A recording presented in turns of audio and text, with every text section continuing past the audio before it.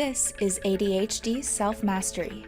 Customized solutions for your unique brain with Bonnie Minku, Senior Certified ADHD Coach.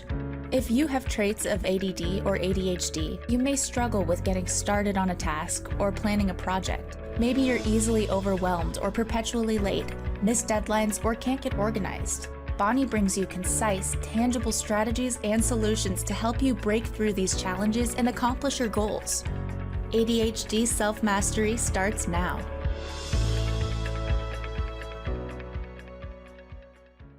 Hello and welcome. I'm Bonnie Minku, Senior Certified ADHD Coach and founder of Thrive with ADD. You're listening to ADHD Self-Mastery. My goal is to help adults with traits of ADD or ADHD gain confident mastery over their own lives without the concern of being undermined by frustrating patterns or tendencies. In this episode, I'll continue the topic of overwhelm, which has become increasingly the most problematic roadblock to productivity for most people with ADHD. Overwhelm is the feeling of too much. People feel legitimately overwhelmed when they have too many responsibilities or obligations to handle. And this may be due to situations beyond their control. But people with ADHD often create situations of overwhelm by taking on more than they can realistically handle. One possible reason for this is when you have a strong desire to please others. When you commit to more than you can possibly accomplish, instead of pleasing, you end up disappointing. And then you can get caught up in a cycle of needing others' approval, leading to disappointment and shame, and then an increased desire for others' approval. If this feels like you, practice saying no to something at least once a day and commit to automatically responding to any request for your time. Let me check my schedule and get back to you. Pleaser or not, people with ADHD are highly likely to assign far too many tasks or projects to themselves within a given block of time.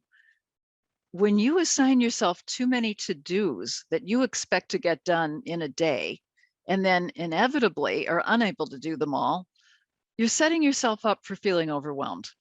And you may end up feeling bad about yourself and even ashamed. Now, the funny thing is, instead of observing this pattern and modifying it by cutting back on the day's to-dos expectations, most ADHD people I've observed tend to double down on the expectations, telling themselves they need to force themselves to somehow get all of this done, even though that never happens. If you do this, it's important to realize that overwhelm isn't the real problem here. It's a symptom. And to break out of always feeling overwhelmed, you need to address the real problem that causes you to overload yourself with to-do expectations. Now take a moment to consider these two possibilities. Possibility number one, it's not realistically possible to get that many things done in a day. You persist in assuming that it's possible because your sense of time, of how long things take to do, is inaccurate. And I'll say in my experience, about 95% of people with ADHD have a poor time sense in this respect. In a case like this, the cause of the problem is an inaccurate time sense. And luckily, time sense accuracy can easily be improved. But that's a topic for another episode. Now here's possibility number two. It is possible to get all those to-dos done in a single day, but not the way you're going about it. If you're sure that your colleagues who maybe have the same amount of responsibilities as you do are getting far more done than you are, you need to think about their process and compare it to yours. And that'll help you identify what's getting in the way.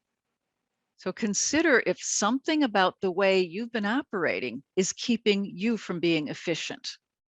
You might need to take more strategic breaks than your colleagues, or maybe you're taking too long to get started in the morning, or you're spending too long on breaks, or maybe you're constantly bouncing back and forth from your work to other distractions, which would keep you from getting as much done. Or the key may lie in being better organized before you started the task. Perhaps there's pre-work, organizing, or maintenance that your colleagues just do on a regular basis that you haven't been doing. and that allows them to get those tasks done faster. So here, the real problem to address could lie in the amount of time you're spending on breaks, or distraction versus working, or not following an organized process that allows you to work efficiently. Once you follow a strategy for breaking through that problem, you'll be able to get more done without feeling overwhelmed. In any case, you need to start with understanding how long things take you to do right now, and then stop overwhelming yourself with more to-dos than you can handle. We'll take a quick break and then return with a different kind of overwhelm, when your brain tells you you're overwhelmed and it's not really true. Do your ADHD tendencies get in the way of you doing what you intend to? Traditional strategies for getting things done may not work for you. You need solutions tailored for your unique brain. In Bonnie Mincu's training membership program, Productivity Pathfinder, learn ADHD self-mastery step-by-step at your own pace in a supportive community with live online options each week. Learn more about Productivity Pathfinder at thrivewithadd.com. Welcome back to ADHD Self-Mastery.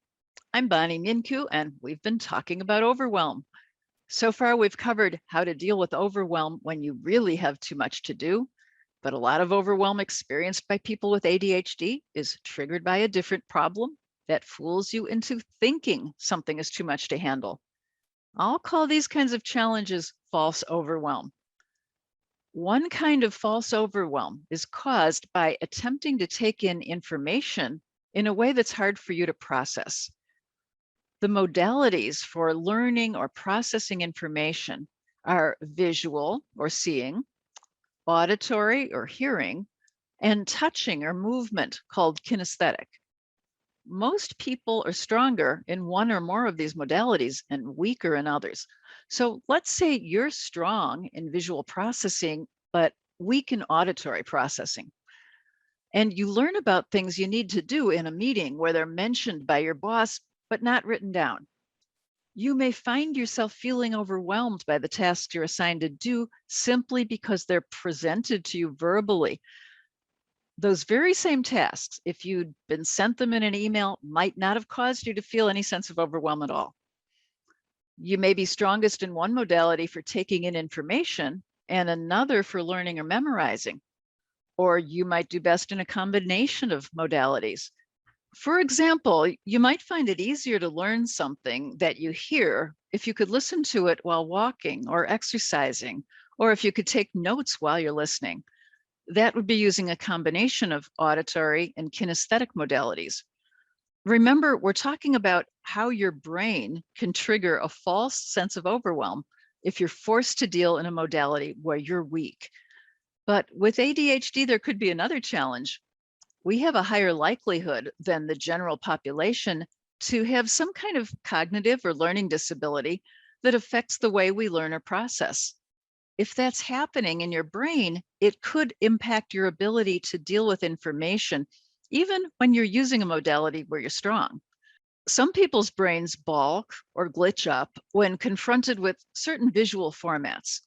For example, it's possible for someone to be strong in a visual modality, but to feel overwhelmed at seeing information in a chart or a spreadsheet.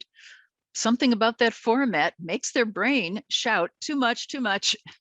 And even when there's really not very much to take in at all, that would be a case of your brain tricking you into thinking the information was overwhelming.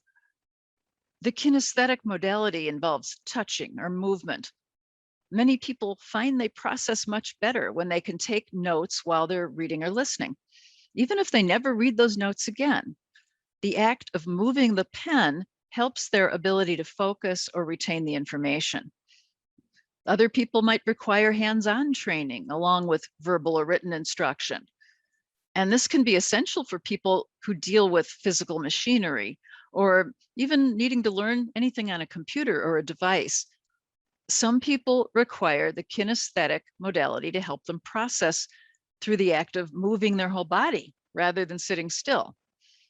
I had an ADHD coaching client who was in grad school, and she was finding it impossibly overwhelming to memorize all the math formulas she needed to learn.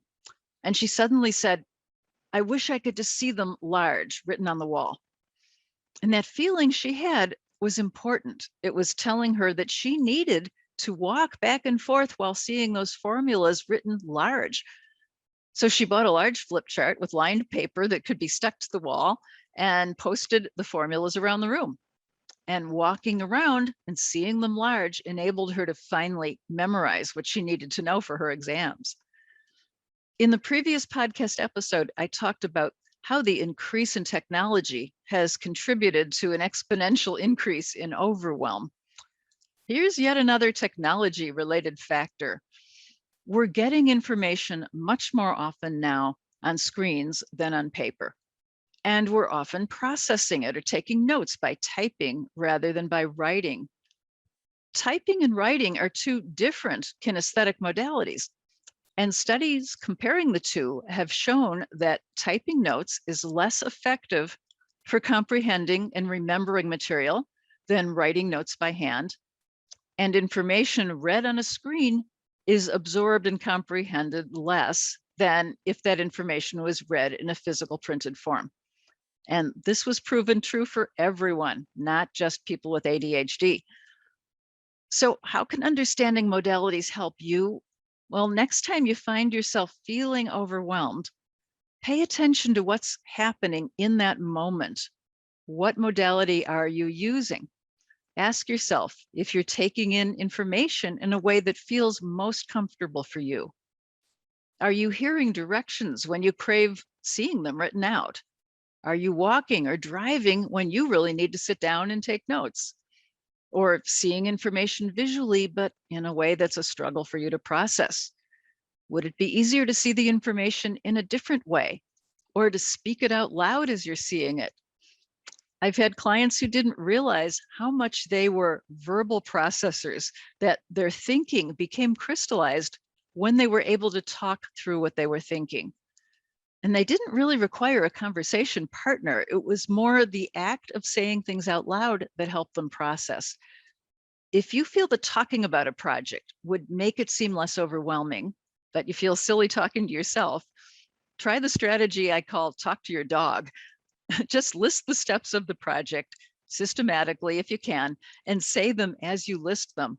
And if you really have a dog or cat, they'll probably listen attentively and you won't feel like you're talking to yourself. And if you don't have a conveniently attentive pet, maybe set up a prop or a photo to talk to. If you're a true verbal processor, once you become accustomed to doing this, you'll find it easy and natural to speak the steps out loud. And once you become aware of your strongest modalities, what they are for receiving information and processing it, think about what you can do to get the information in the format you need. The topic of overwhelm touches so many other common ADHD challenges, and it's so important in breaking its grip to know exactly what has triggered that kind of mental paralysis in you. You can get a sense of your most likely culprits by taking my little quiz called Who Drives Your Bus? And you can find it at thrivewithadd.com/quiz. That's thrivewithadd.com/quiz. I'll continue talking about overwhelm causes and solutions in the next episode, beginning with the problem of trying to keep everything in memory. This is Bonnie Minku of Thrive with ADD. For a step-by-step system for ADHD self-mastery, check out my training-based membership program, Productivity Pathfinder, at productivitypathfinder.com. And subscribe to this podcast, ADHD Self-Mastery, for more customized solutions for your unique brain.